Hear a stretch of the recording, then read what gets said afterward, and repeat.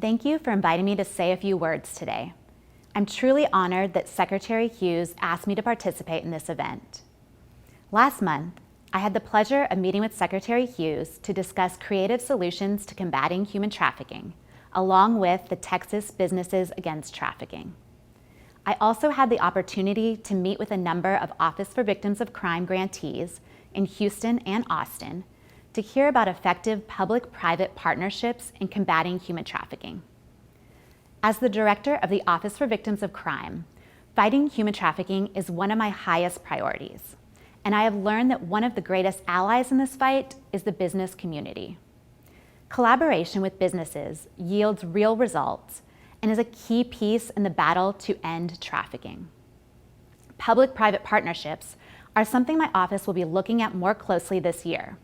We will be implementing a new program to increase access to employment opportunities for human trafficking survivors.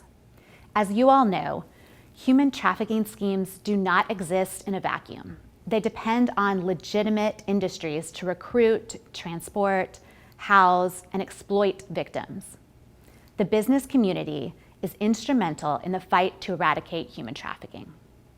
My office is the largest federal funder of services for human trafficking victims in the United States.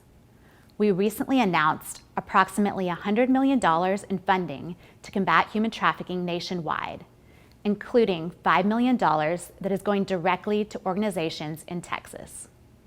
Over half of that $5 million will go to collaborative multidisciplinary task forces that are essential to identifying victims and investigating and prosecuting traffickers.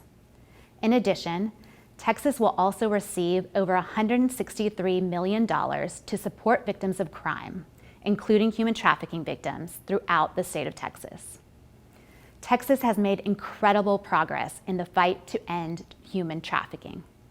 Since 2016, OVC-funded Texas task forces reported initiating over 1,400 sex and labor trafficking investigations, and human trafficking program grantees in Texas reported providing services to over 28,000 victims.